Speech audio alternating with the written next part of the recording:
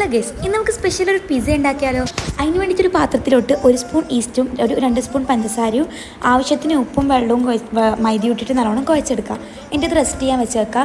ഒരു 2-3 മണിക്കൂറൊക്കെ മാറ്റി വെക്കണം. അതിന് വേണ്ടി ഇതിന് പിസ്സ സോസ് ഉണ്ടാക്കാൻ വേണ്ടിയിട്ട് ഒരു 3 തക്കാളി ജ്യൂസ് മെഷീനിൽ അടിച്ചെടുക്കും. കുറച്ച് വെളുത്തുള്ളി, ഒരു 3-4 വെളുത്തുള്ളി ചതച്ചതും, പിന്നെ ഒരു 3 ചെറിയ ഉള്ളിയാണ് എടുത്തത്. പിന്നെ അരച്ച തക്കാളി ആവശ്യത്തിന് ടൊമാറ്റോ സോസും കൂടി വെച്ചിട്ട് അത് മാറ്റി വെക്കുക. സോസ് റെഡി ആയി. പിന്നെ നമുക്ക് കോഴി ഫ്രൈ ചെയ്യാൻ വേണ്ടിയിട്ട് ഞാനത് കുറച്ച് മുളക് പൊടി, മഞ്ഞൾപ്പൊടി, മല്ലിപ്പൊടി എന്നിവ ചേർത്ത് നല്ലോണം കോഴിയിലൊക്കെ ഇട്ടിട്ട് മിക്സ് ചെയ്തെടുക്കും. അങ്ങനെ ചിക്കൻ ഫ്രൈ സെറ്റായി. പിന്നെ നമ്മൾ മാവ് ആവശ്യത്തിന് എടുത്തിട്ട് നമ്മൾ ഒരു പാനിലോട്ടൊക്കെ എണ്ണ തടവിട്ട് നമുക്ക് ഈ ഒരു നമ്മുടെ മാവ് നല്ലോണം പരത്തി കൊടുക്കാട്ടെ. എന്നിട്ട് ഇതിലേക്ക് നമ്മൾ പിസ്സ സോസ് വെച്ചിട്ട് നമ്മളെ ക്യാപ്സിക്കം, ടൊമാറ്റോ എല്ലാം ഇട്ടിട്ട് നമ്മൾ മൊസറല്ല ചീസും കൂടി മുകളിലിട്ടിട്ട് സെറ്റാക്കാം. അങ്ങനെ ഒരിക്കലും കൂടി പ്രൊസീജിയർ നമ്മൾ കണ്ടിന്യൂ ചെയ്യുന്നുണ്ട്.